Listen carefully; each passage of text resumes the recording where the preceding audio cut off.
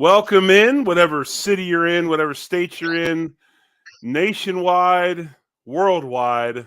Welcome into another episode of the Three-Man Rush. I am the Big O, Jerry Ostroski. She is Sara Larson, and we are coming to you on the Buffalo Rumblings Vidcast Network. And we are excited for another another action-packed show. We've got a lot going on. We're going to talk a little bit about our local teams, our UB Bulls, our Syracuse Orange, as they go bowling. We'll touch a little bit on those games. National Signing Day was yesterday. We'll talk about the rankings. How did your team do? Where did they fall into place? I know Sara is way fired up about this. And I'll just give you a little hint. Somebody must have had a big, fat sack of cash for this team to finish where they have. We'll dive into that as well. Also, we've got some bowl games coming up. And, of course, the Buffalo Bills left today as they go to the Windy City to take on the Chicago Bears Saturday there at Soldier Field. But today, as always, our three-man rush video cast is brought to you by, that is the people at Picasso's Pizza. Welcome to this episode of the Three-Man Rush on the Buffalo Rumblings Vidcast Network. Again, presented by Picasso's Pizza. Treat yourself to the most flavorful pizza on game day. Picasso's, we are Buffalo's Pizza, shipping local and nationwide. Order online at picassospizza.net. Now that we got that out of the way, Sara, obviously you are not at home. Tell us a little bit about what you got going on. Yeah. Well, actually, my flight was canceled yesterday to fly in today to Chicago. So I had to rebook for 5 a.m. this morning. Crazy because I was in the Finger Lakes. So I had to leave at about 1:45 in the morning to drive up to Buffalo to get on my 5 a.m. flight. But I made it. It was actually pretty nice when we landed. And right around 12 o'clock, 1 o'clock, the snow started and the temperature has started coming down. So right now it's about, I think it was 2 degrees with a negative. I wrote it down a second ago. Yeah, with a negative of 11 and 20-mile-per-hour winds. So, and some nice snow on the ground. So we went out and had some food, and I think it was about a 9-minute walk, and just brutal. Absolutely brutal. So I have no clue how I'm going to handle Saturday. We talked a little bit about this last night on the Hump Day Hotline, Joe Miller and myself. Do you know why Chicago is called the Windy City? I don't. So most people think it's called the Windy City because of like what you witnessed today, the wind and just brutal cold. But actually, it's a big political hub. The Windy City has to do with politicians running their mouths. So they speak and their mouths run and blow a lot of wind. Isn't that everywhere though? that is true. Yes, I digress. But no, so yeah, I just looked at it's 2 degrees right now with a negative 18 wind chill. So it does snow in other places other than Buffalo. That's amazing. It does, yeah. And it was a good I would say probably about 3 to 5 inches ish. Right. That seemingly fell this afternoon already. So the wind's gonna pick up overnight. Tomorrow the wind's supposed to be worse. So we'll see. I'm not looking forward. It's supposed to be in the negatives without the wind chill. So I can imagine what it's going to be with the wind chill. So I have several layers. I don't know if it's going to be enough. But I will be front row around the 35-ish yard line. So you won't be able to see what I look like because I'll have that many clothes on. But, people are going to be like, That has to be Sara.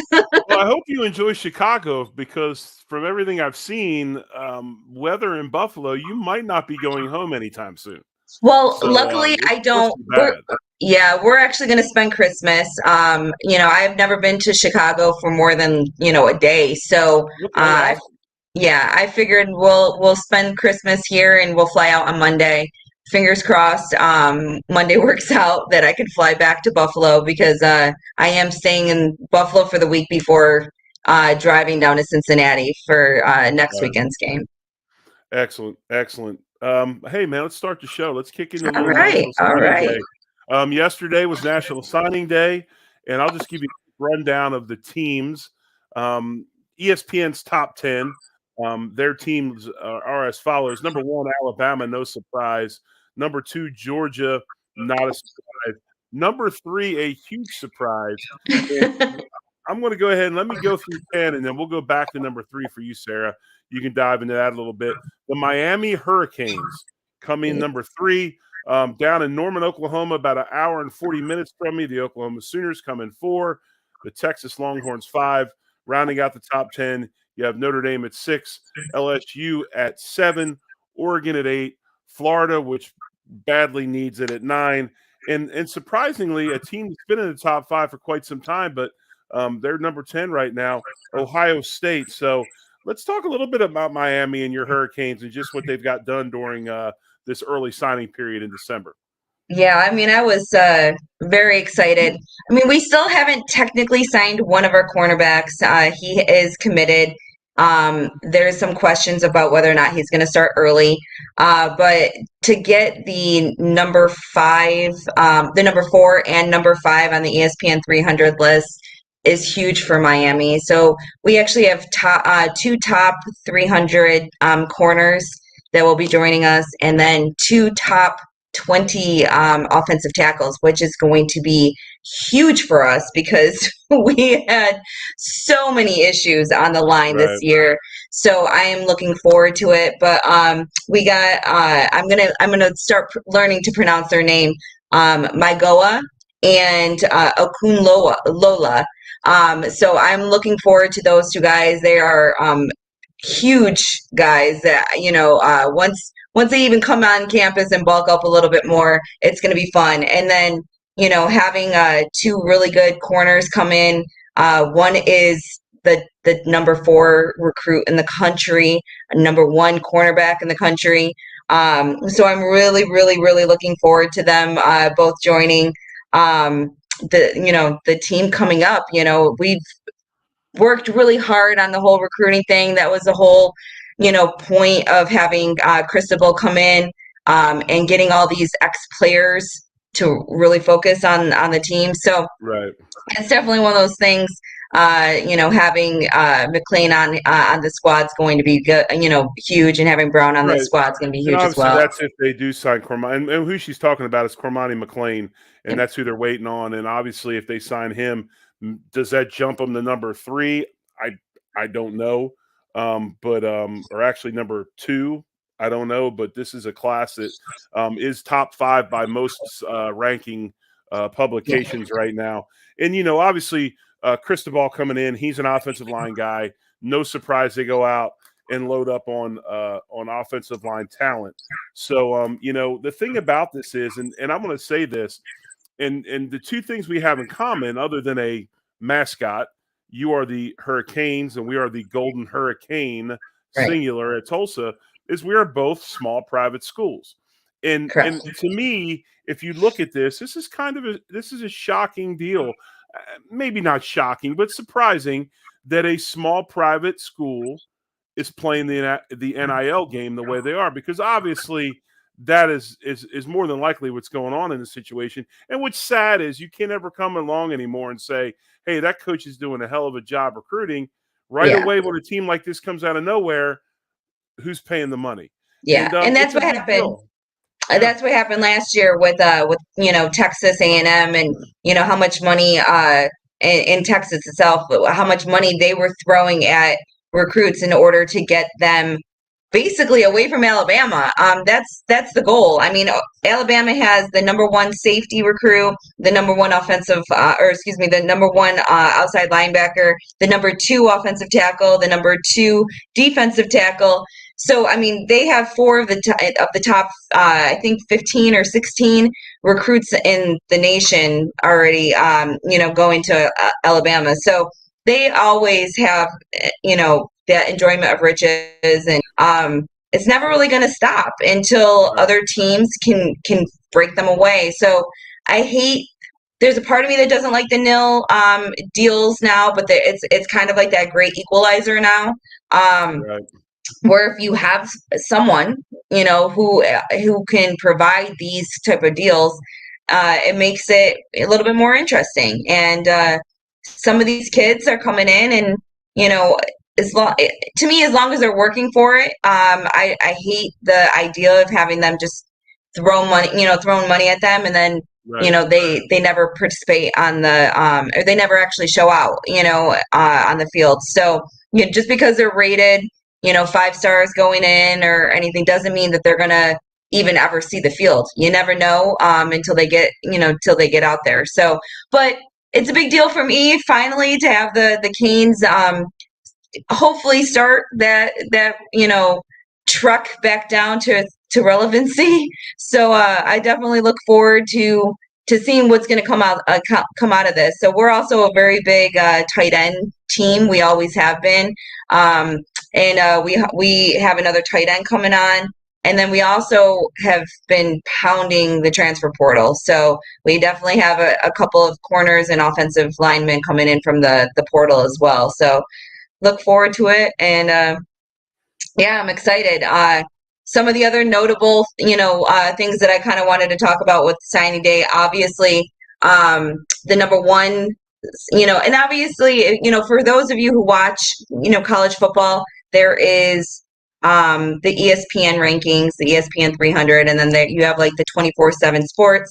A lot of them have a little bit of different rankings here and there, but pretty much you have Archie Manning as 1 or 2 in most of those rankings.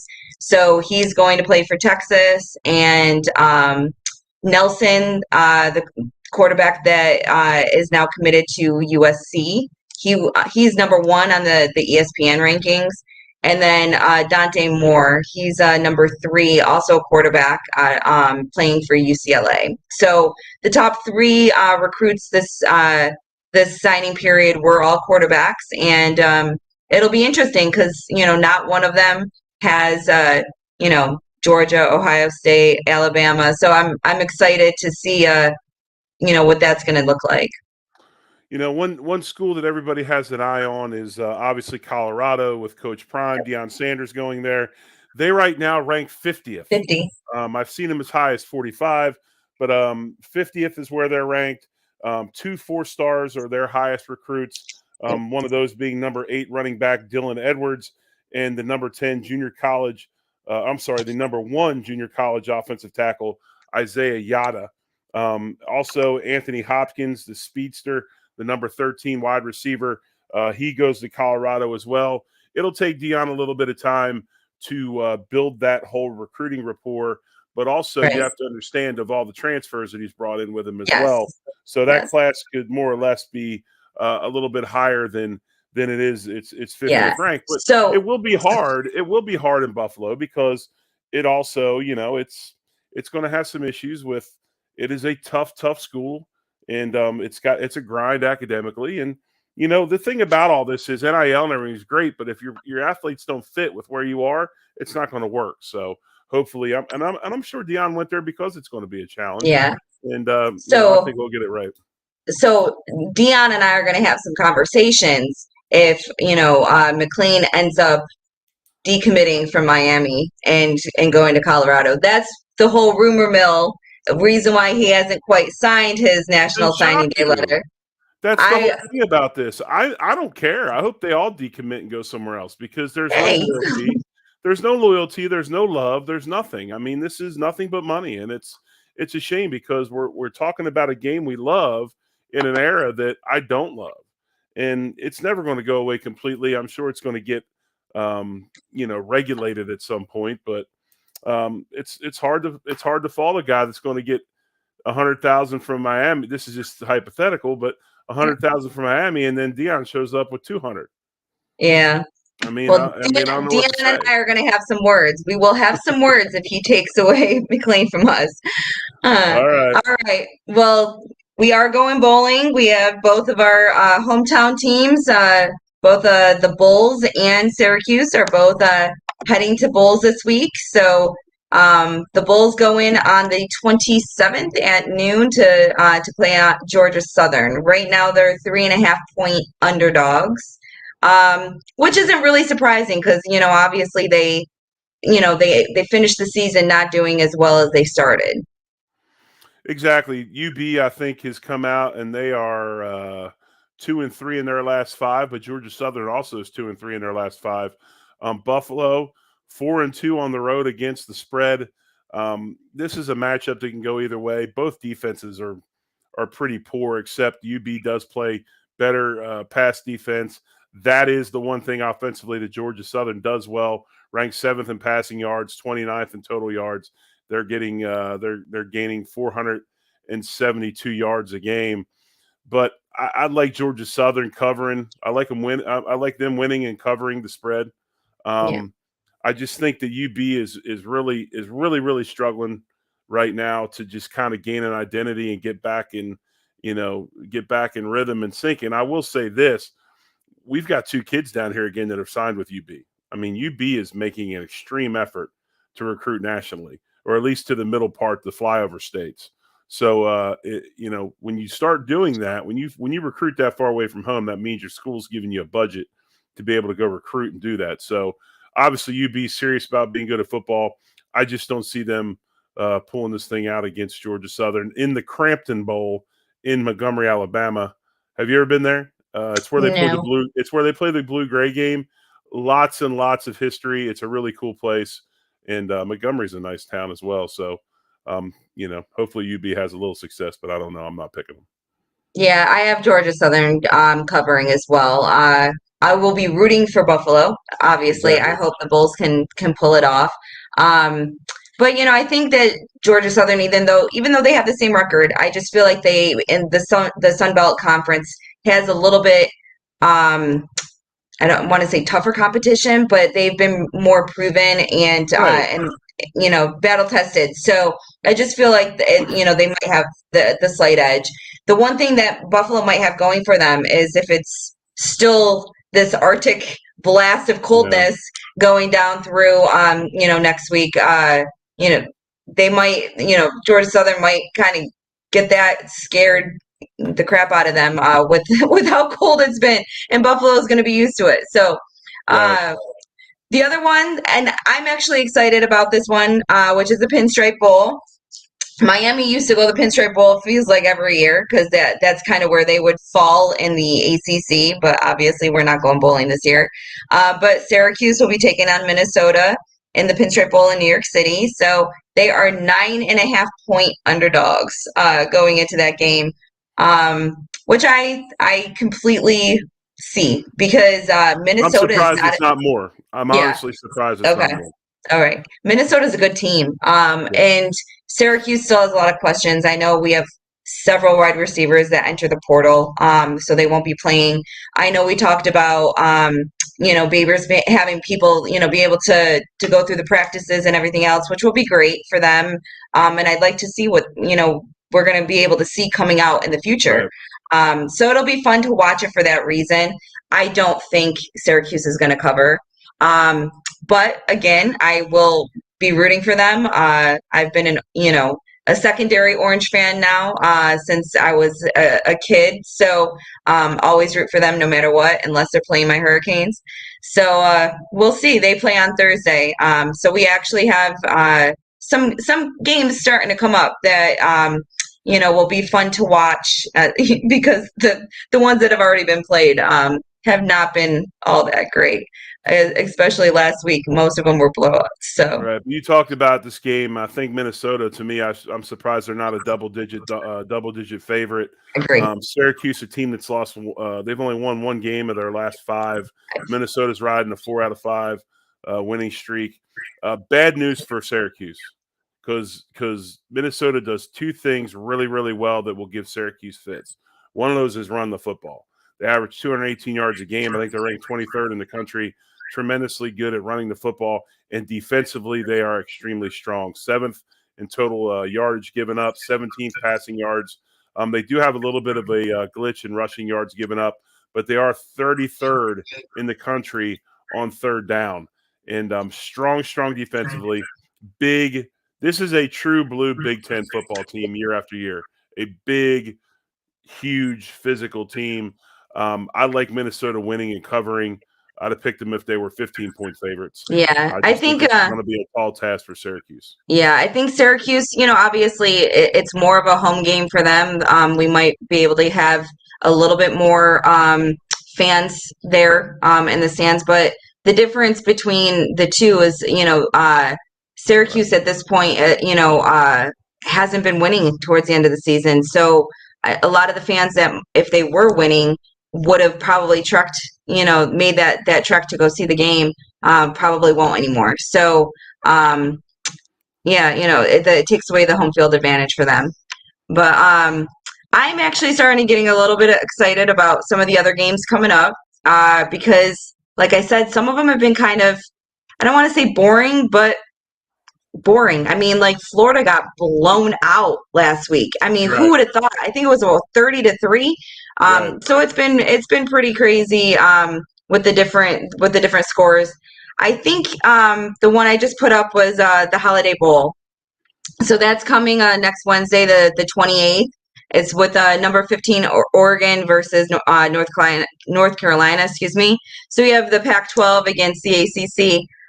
I'm actually surprised that North Carolina, when they lost the ACC championship, that they, became unranked. Right. They had a pretty decent season. I think this game is going to be closer than people think. I don't think that that they're going to win. I think Oregon is going to win, but I do think they're going to cover the spread. The money on this game is fairly even. Oregon is laying 14.5 points. Betting is pretty much down the line right now. But when you look at this game, it's played in the Holiday Bowl. And Sarah, I told you a long time ago, I do not ask women how old they are, nor do I even speculate. My father's taught me well, but I will say this. The Holiday Bowl for years, because this was the bowl game that seemed like BYU always played in when Steve Young was there and all those teams. And so it's a deal where it is known for high-scoring offenses. It's known for a lot of excitement and late-game heroics. So it does not shock me that these two teams that come into this game, and UNC's not a bad. They're not a bad team. They're a good football team. As a matter of fact, they're 12th in the country in passing yards, 310 yards a game. They're averaging. Oregon, they're 27th at 291. A lot of buzz about Nick's coming back at quarterback next year, not declaring for the draft. I think this is going to be a wonderful game. I actually did not know that, Jerry. Yeah. I didn't know Nick's. So he's not. No, I did not know that. Yep. Wow. That's why, and I can't remember who it was, but I believe somebody was going to go to Oregon. Nick's is coming back, so they actually flipped their commitment and are going somewhere else. But, that's huge. Yeah, big time. But when you look at this, I like Oregon to win, but I don't like them to cover. I don't think they'll cover the 14.5. I think this is going to be a wonderful football game. These next three games we talk about, offensive fireworks all over them. I mean, this could be really fun football to watch. Yeah. So the next one I have on here is the Cheez-It Bowl with number 13 Florida State taking on Oklahoma. Now, Florida State has a much better record. They're 9-3. Oklahoma is 6-6. You got ACC, who some people feel like might not have been as good of a conference as other people feel this year. But Oklahoma always puts up stuff, puts up a fight. So I don't think the 6-6, with the Big 12 right now is necessarily identified of how good of a team they are. So we'll see, but I think Florida State, and it pains me to say it, it really pains me to say it. They were a good team this year. So I honestly think they are going to win. I think that they're going to beat Oklahoma. I think it's going to be by 7 though, not by 9. So I don't see them covering. I have it a little bit differently. I'm surprised that the spread is 9. I thought it might be a little bit more considering you have Florida State coming in. This game is very similar, and if you look at both offenses, Jeff Lebby runs that OU offense. He is of Baylor descent. If you don't know, Jeff Lebby's father-in-law is Art Briles, who started that whole thing in Baylor. Then you look at Florida State, who is coached by Mike Norvell. Norvell, who was at Tulsa at one point. He went on to Arizona State and eventually ended up as the head coach of he was at Memphis and he went to Florida State. he is a Gus Malzahn guy. So these are very spread oriented guys at the offense coordinator positions. If you look at this, Florida State has a huge advantage on defense. I think both teams are very similar on offense, although Florida State, Sarah, is running at a 52% clip on third down. And I'm sure that the people in the stands at Highmark Stadium on last Saturday night were sick and tired of hearing this big, monstrous dude like just crammed in the seats. And that we'll talk about that in a little bit. But screaming, "Get off the field! Get off the field!" Yeah. And when that's at the defense on third down, get off the field. And we did not do that very well last week, and we'll talk about that. But been a while since we've done that well. Yes, it has been a while. But this is again, it could be an offensive fireworks. Florida State is 5-0 against the spread on the road, 3-2 in their last 5 against the spread. Money right now is leaning towards pretty heavily towards Florida State. I think Florida State wins, and I also like them covering the 9 points. This isn't them on the road though. They're going to be at Camping World in Orlando. It is going to be. It's on the road. I know. It'll be a Florida I'm just State. saying it is. OU fan travels now. Okay, I'm looking forward to it. And to be honest with you, Jerry, if OU can beat FSU, I will be screaming and yelling and rooting for OU all night long. So I figured. I know it pains you to have to pick Florida. It does. And I have too many friends that are Florida State fans, so I hear it all the time. Right. So I will definitely be rooting for Oklahoma. But I just don't think they have enough firepower. I think that FSU is just they found something this year, but both on offense and defense. So I think that they turned that page, and it's unfortunate for me because I had to hear about it all year. But this is my favorite game coming up. So number 12 Washington versus number 20 Texas. You got the Pac-12 against the Big 12. I think that this is going to be a really fun game to watch. I was a little surprised to see that Texas is actually the favorites here. They are 4-point favorites. So I think it's going to be a fun game. I will be rooting for Washington, of course, but I think that I don't know. I have it that Washington wins, but only by 1. So when I was kind of going through, I had 28-27, but it is in Texas, so maybe they're giving them a little bit more of a home field advantage type thing here. So, so I have 28-27 for that game, so it's only a 1-point difference, but I do have Washington winning. Maybe that's a little bit more with me picking with my heart. Alamo Bowl is a wonderful bowl game. I've been down there. I've been to the game. The stadium is cool. The town, obviously, I don't know if you've ever been there, Sarah. My dad used to go to San Antonio all the time, and he would talk so much about it. He loves San Antonio. I've never been, but he loves it. Well, you should check it out. San Antonio rips. It's a great place to go watch a game. But, when you look at this game, Texas actually, like you say, is laying 4 points. Offensively, it's not even close. Washington just crushes all statistical categories. They've got a huge edge in passing. They're the second-ranked team in the country. You look at this stuff. They're second there. They're fourth in total yardage. Tremendous passing team with Penix, the kid who's coming back next year as well. Some think that he might be a Heisman hopeful. Probably will be early. But the one thing Texas does well is rush the football. And they're at a clip of about 200 yards a game. Here's the problem. Bijan Robinson's out. He's hurt. He's not playing this week. Yeah. Ingram also questionable. So they're going to be thin at running back. Can Sark come put something together where they can score points throwing the ball? I'm not sure. I just think that in the end, there's probably not a lot of really good defense played. They're basically down the middle.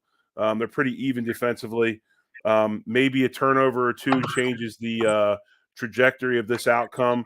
I just think Washington right now has way too much firepower and way too much of an ability to score points in a hurry for Texas to keep up.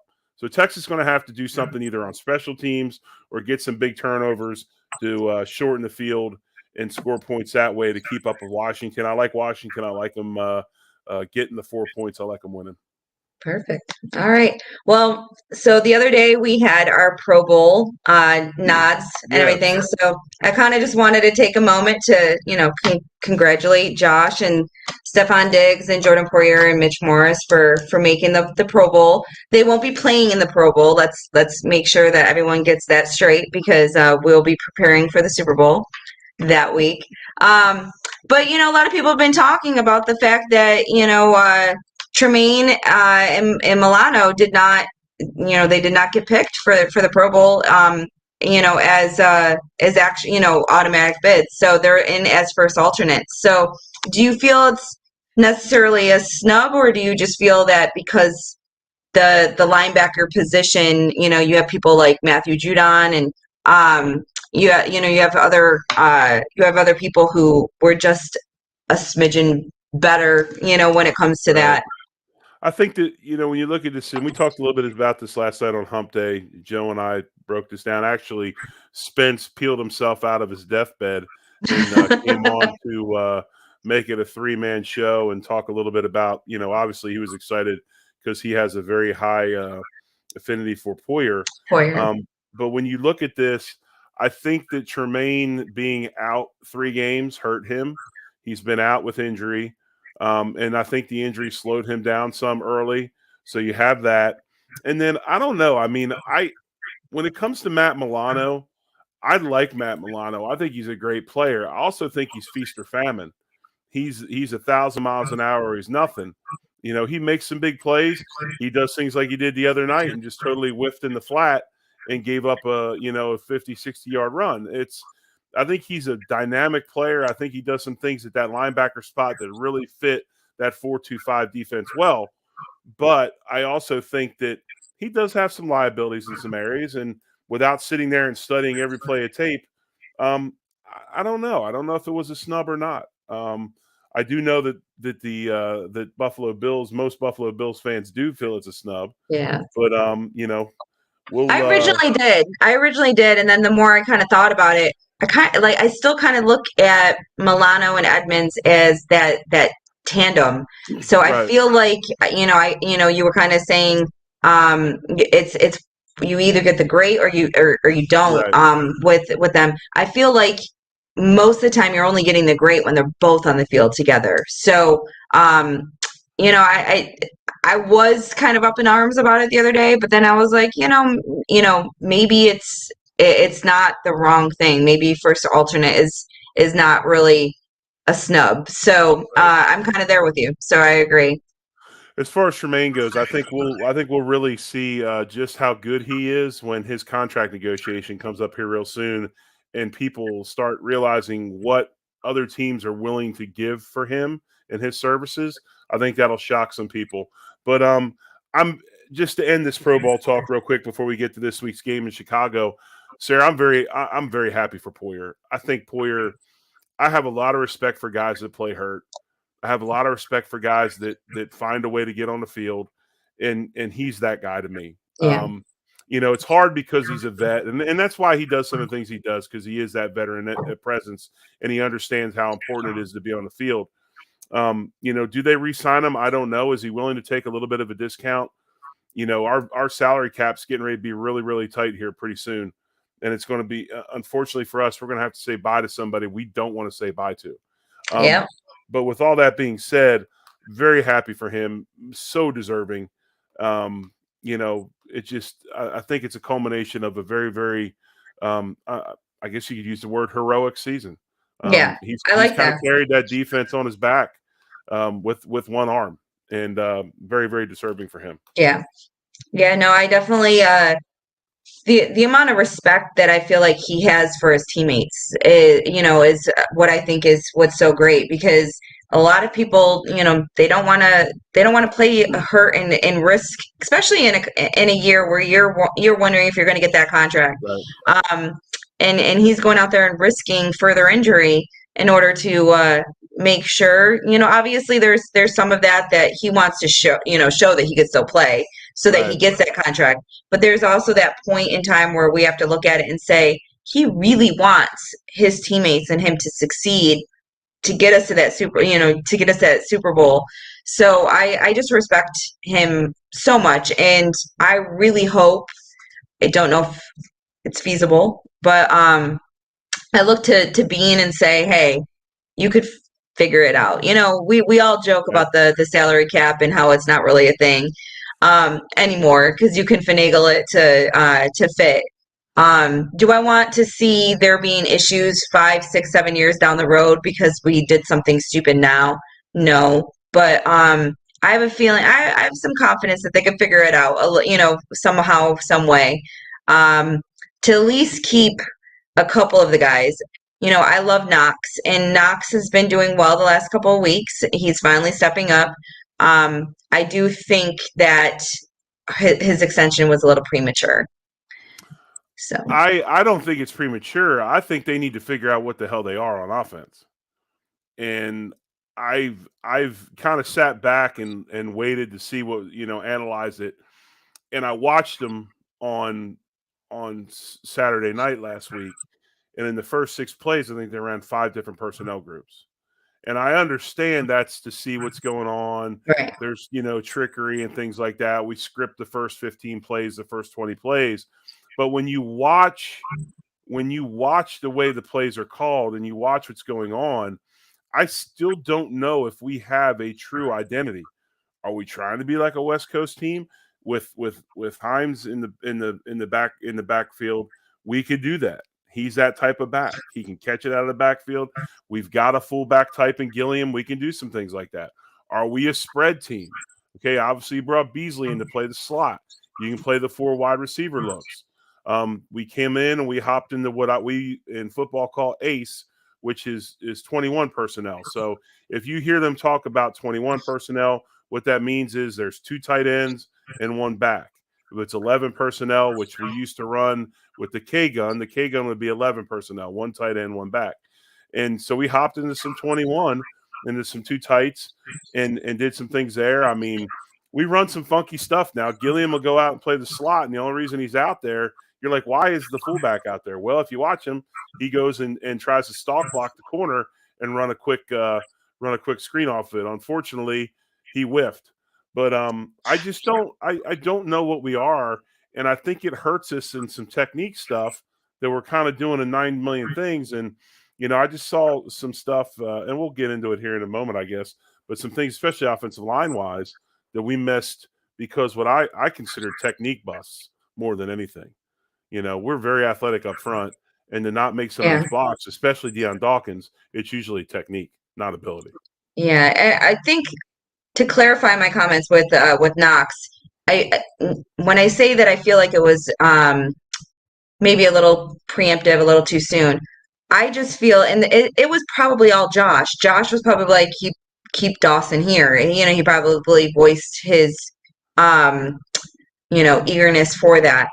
I just feel that Josh can make pretty much any tight end look a certain way. I'm not going to say that he's going to turn, a tight end into Travis Kelce all the time or Andrews or anything, but he can make them definitely look like Dawson Knox has looked. So I just feel like, even Quentin Morris has looked really good at times when we've used him this year. And he just had a touchdown at this, past week. So I really honestly think that instead of paying a tight end as much as we were paying Knox, it might have been more beneficial to use that money elsewhere, and probably draft another tight end. But that was probably against what Josh wanted, technically. So we'll see how that all. Well, if Josh can make a tight end look good, why hasn't he made him look, why up to fan standards over the last so many weeks? I think if you look. No, I think that's play calling. I think that's play calling. And what happened this week? They utilized Knox in the passing game, and he caught. Now he had a couple of drops. He had a couple of drops, but still, he looked so much better. There was rhyme or reason to what was going on. They were running that crossing route to where they were starting. They were going all the way across the field, and Josh can go ahead and lengthen plays with his feet, but. The couple of things that I did like, and let's stay with what we don't like. Because it seemed we won a game and there was more to not like about it than what there was to like about it. And I've been preaching this for weeks. We keep saying we need to draft offensive linemen, we need to draft another running back, we need to draft a slot receiver, you better draft some size up the middle on defense, especially if you're not going to pay Edmonds. You better get another Jordan Phillips or two, because right now, we did not look good up front. We got gashed. We were in the wrong gaps. We didn't play sound gap control defense. And we just showed, and this is why I made the comment yesterday, we don't have an advantage anymore in the snow and ice and cold. Right. I agree. We don't have an advantage. For Miami to roll into town the way they did and run the ball down our throat and see some of the things that happened, we don't have an advantage. So we might as well build a dome and go ahead and make everybody happy. Well, that's not going to happen. It's just not at this point. They already, I mean, that point's not going to happen. But I honestly think, if the weather was the way it was in the fourth quarter, the whole game, there might have been a potential where it was a little different. I think Miami played their worst game in the fourth quarter, so it may be that we had a little bit of an advantage come the fourth quarter. But it affects both teams. No team wants to go out there, especially when it's as cold as it is or was. And I think that's why there was so many missed tackles. No one wants to hit in that weather. So it's even when you see like a fumble, it's just jumping on that ball, knowing how hard that ball is because it's so frozen. I've heard so many conversations and interviews and everything about how much people can't stand that weather. So I don't believe it's the whole football weather and crap. It's no one really wants to play in it. So well, technology's changed the game as far as stuff you wear under your pads, the way you prepare. It's different. Guys aren't wearing hooded sweatshirts under their uniforms anymore like they used to. I don't know. Who was it the other day at practice? They had a parka on underneath. We did now listen, we did the same thing. I made a joke about this with John Fina the other day on Twitter. It was Jordan Phillips. Jordan Phillips, I thought so, yeah. It was that defensive line crew that had a parka on underneath their jersey. We used to do the same thing because back then we didn't have a indoor. Before we had the indoor, we had a bubble. And Marv was terribly claustrophobic, and he was scared to death of that thing because there'd be all this snow and ice on it. And when the team would go in there and practice, it would create heat. And then the noise, the vibration, big old ice dams would slide off that thing, and it would freak him out. And so we would never practice in there. We always practiced on the turf. So we had a board in the locker room that had hot, sunny, blah, blah, blah, all these weather conditions. And then on the bottom, it said locker day. And what locker day meant was it was so cold that you wore whatever you had in your locker, like put it all on at one time. And we all had coats and we all wore coats. We had winter gloves. We had the whole shebang. So I don't hate Jordan Phillips' game at all. Matter of fact, that whole faux fur lined hood he's got is pretty sweet. I was joking. I was like, I would love to see someone actually try to wear something like that. Yeah, it would be hilarious. Look good, feel good, play good, right? There you go. So. But I look back. I remember back in the day. Maybe 93-ish. When we played the Raiders in Buffalo, and it was really cold. Yeah, I was there. Yep. Well, you were there. Okay. Minus 35 wind chill. Okay. So we're not going to be there in Chicago this weekend. We're going to be close, but not quite. They're saying anywhere between -25 and -15, depending on, the wind, depending on yeah, right. So depending on the wind, depending on, where the line is at that point in time, cloud cover, there's so many, little things that can affect it. Does it matter once it's negative anything? Can you feel the difference between -10 and -25? I don't have a clue, but no, you can. I was walking across the parking lot today, and we had crazy winter here this morning. We had below freezing wind chills and all that. Oh wow! And I was walking across that parking lot going into the hospital to start work, and I was like, "This is cold, and I don't want to take my jacket off and go play in this. This is, Yeah. like I'm over that so much. But no, at some point you're just like, negative is negative, and you go about your business. Yeah. Yeah. So, in your opinion, you know, how do you feel about this game? Is it going to be just run it down your throat? Do you think if there is 20 to 50 mile per hour wind gusts, do you think Right. that we're going to see even any passes? I think that, Josh will try to be Josh and he'll try Right. to, force a couple in there and see how they go. But I think that if he puts too much touch on it, it's going to be really hard to catch. And if he doesn't put enough, it's going to die where and it could cause a turnover, and we don't want to see that either. So, is it going to end up being in Singletary and Cooks and Hines' hands, and Josh too, as a running back? Let's, kind of include him in this. And then on the other side of the ball, you have Montgomery and you have Herbert, who might be back. I'm not positive. I Right. know they brought him up from IR, but I don't know if he'll be playing. But then you got Justin Fields the same way, who, uses his legs just as much, if not more, than Josh. Games like this you've really got to worry about one thing before anything else. That's protecting the football. You've got to make sure you don't turn it over. You can't do silly things with the football and give the other team a short field, because field position is going to be huge with bad winds and temperatures and things of that nature. But also, when you look at this, we talked about it last night again on Hump Day, and I think this is a huge Josh Allen game. Two things I think are going to happen. It's a huge Josh Allen game. You're going to see him run the ball. I would not be surprised if he runs it at least 10 times. If he dipped into the 12 and 13 range, it would not shock me. The other thing is, this is Hines' game to break out. I think this is a game where he can break out. He's going to get the ball out of the backfield, short passes, all those different things. So I also think this is a game where Dawson Knox could be effective. The down the field, take the top off the defense passing game's probably not going to be there. It's just as hard to throw the ball with a huge wind as it is into the wind. It's hard with accuracy and all those reasons. So, the Bills are going to have to hang on to the football, not turn it over, control the clock, run it. Like I said, I like Hines, and if he can go ahead, this is a breakout game. It'll be good for them. Josh Allen's going to be Josh Allen, and I expect him to run it. And then the great mystery to me, Sarah, and I don't, this is the thing that scares me. They have just as many running weapons as we do, if not more. And what we did last week, we've exposed ourselves again. And I'm sure they watched that film.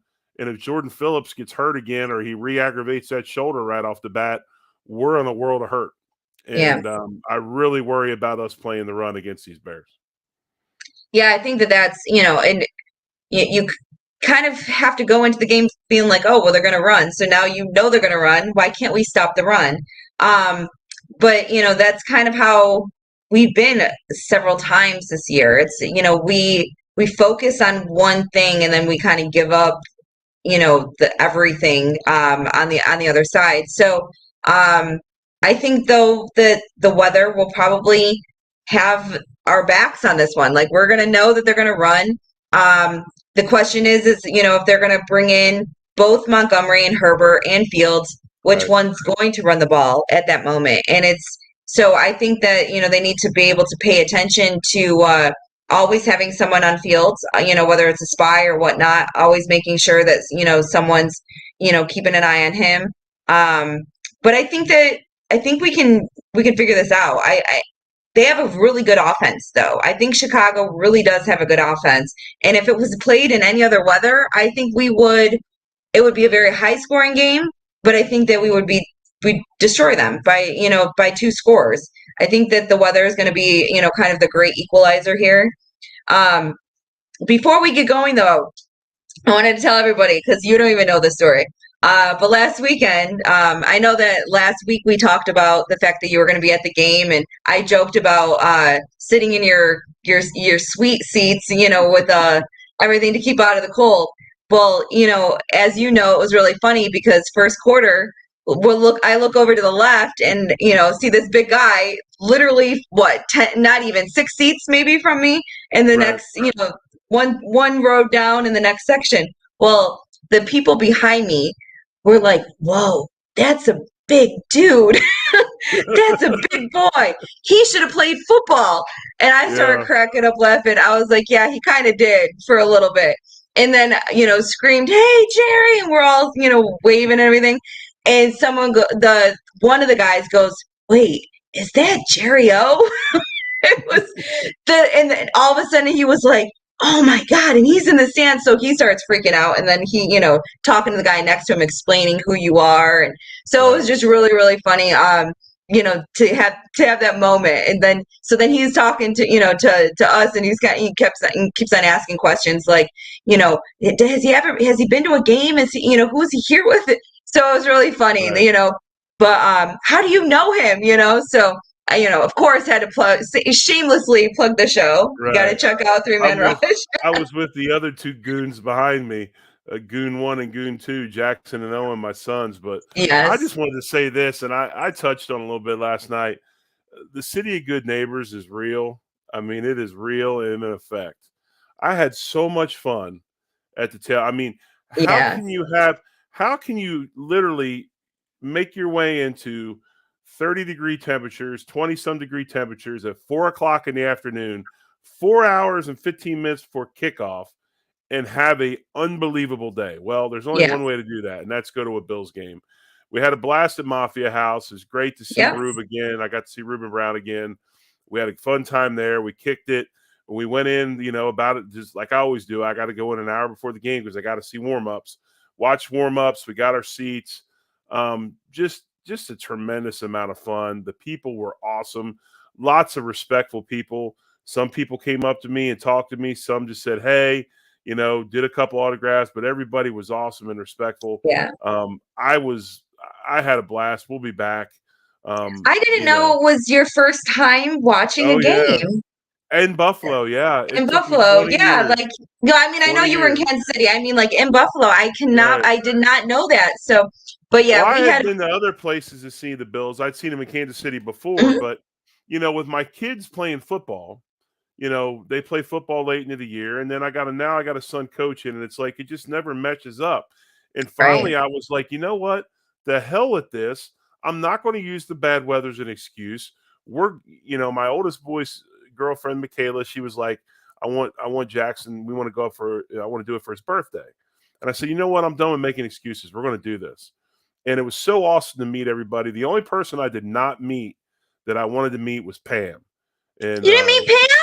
She blew me off. She blew me off. She was supposed to be at Mafia House. Then I got the customary, "Hey, I'm over here after the game." And I'm like, "Hey, she was there. She wasn't there when I was there. she was there. She was hiding from you. No, I'm joking. I'll have some words with her. So, but no, we had our piece.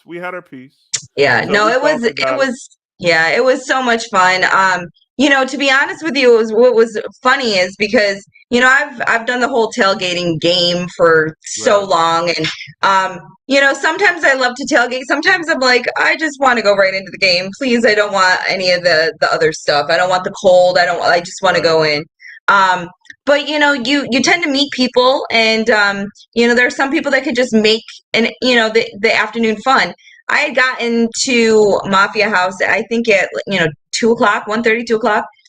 I could not believe when I was told, "Hey, it's after 7 o'clock. We should probably get ready to start going." I was like, "It's 7? Where did the time go?" I was overwhelmed with the fact that it had just been such an easy evening. And shout out to Mafia House with all the heaters. And I know Dan Freddy, he definitely kept me nice and warm with all the heaters around, so that was needed. But just to have the DJ there this past week, and the band, and to see Ruben, and to have them have the live podcast, all of it was so much fun. So I'm definitely glad you came out. We had what, the junior Questlove band going on over there, Junior Roots. It was kind of like the Junior Roots. That's what it felt like. It's what it felt. Yeah. But but no, it was a lot of fun. We had a blast, and the highlight of it was and I don't know if you've seen it. I put them on social media, and I don't know if for the people who saw them, but I'm going to do this real quick if I can figure out what I'm doing. But real fast, that's my goon of a son on the field after the game with no shirt on, and With no shirt on. His brother did the same thing. Now they weren't mad enough to do it the whole game; they were smart enough just to do it for the photo op. But Right. our good friend Jim, who's an Erie County sheriff, he helped us get down on the field afterwards, and they got to do that. And that's awesome. Everything I wanted it to be, it was, and more. Yeah. So, Yeah, Buffalo that's fans, a memory that'll Buffalo never be community, forgotten. I say thank you, and we'll do it again sometime soon. Yeah, that's definitely a memory that'll never be forgotten, Jerry. So that's awesome. It's awesome.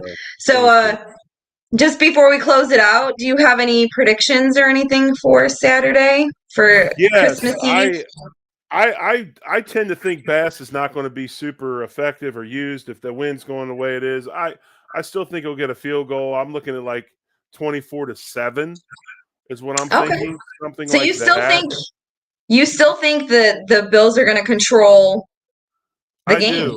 I do. I think that especially I think Eberflus is the head coach of the Bears, Eberflus. He's a guy that is a defensive guy. He still doesn't have the pieces that he wants to really run the defense that he wants to run. So I think eventually the Bills will overcome them and they'll wear them out. And but if they turn the ball over, it could be a completely different thing. Yeah, no, I agree. You know, I've been kind of focusing on the weather and in saying it's going to be a little bit more low scoring. So I had 16-10, and that was because we actually missed an extra point in my head. Like I'm trying to figure out all these different scenarios that could happen, but it's starting to seem like the weather it'll still be cold and windy, but the snow and all that should already have passed. Headed towards the Buffalo area, honestly. Late Friday, early Saturday. So if that's the case, I feel like it could be more high scoring than originally had planned. And if that's the case, Josh is going to go out there and he might actually be able to, to throw some. I think it's also going to show, it's going to prove why we brought Beasley back in. I think a lot of those, little quick over the middle throws are going to be perfect for him, and hopefully we get him more than one catch. I'm glad that he got the catch, and I love the reaction of the crowd when he did get the catch. So it'll be fun to see who we can get working in there. Now I am starting Gabe Davis, kind of begrudgingly. I hope he does well because my fantasy team needs it. It's my semifinals. So Gabe did pretty well last week too, by the way.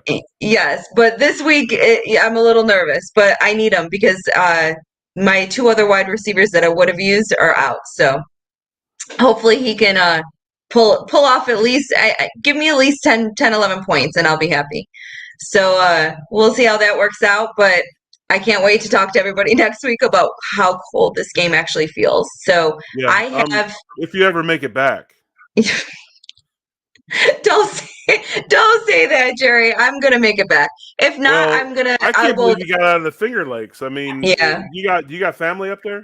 Yeah, my sister still lives in the Finger Lakes, so we stayed there for a couple of days, and then when my flight was canceled, she's like, "Oh, you're gonna just stay for Christmas?" I was like, "No, I gotta figure out how I'm gonna get to Chicago." Yeah, my sister-in-law's from Ovid. Yeah, you told me that. And actually my sister went to school in Ovid for a couple of years. So yeah, I know it well, but I'm on the other end of the lake with lived in Geneva and Seneca Falls. So that's where I was born and raised for most of my teenage years, and then spent some time in Buffalo and then moved down to South Florida. So definitely don't know how I'm going to handle this cold. I have 7 layers for my top, layers and stuff, and 3 for my bottoms with some snow/ski pants. So we'll see how it works out. 7 layers in Tulsa is a dip that you have during the Super Bowl. So there you go, 7-layer dip. That's what everyone can start calling me. So if anyone sees me on television, please, no terrible, still photo shots. Please, I don't want to see it. because everyone does that. Because every time I sit front row, I tend to have some terrible picture show up on the internet. So, all right. All right. Well, hey, thanks for joining us tonight on the Buffalo Rumblings Networks, and just we appreciate you being here. We know you have other things you could be doing, but we appreciate you joining in with us. And we'll be back next week again on Thursday night. Is that correct? Well, we'll talk about that because I might want to go to the Sabres game. I'm actually going to be in town, so we might go on Wednesday. We'll talk about it. Okay, we might go on Wednesday. We might. We'll see. It all depends on if I decided to go to that game. So we'll see. All right. She's Sara Larson. I'm the Big O Jerry Ostroski. You've been listening to Three Man Rush on the Buffalo Rumblings Vidcast Network. And hey, this Sunday it's Christmas. Enjoy your time with your family, folks. Go home, spend time with your family, enjoy the warmness of the house or whatever, and be safe.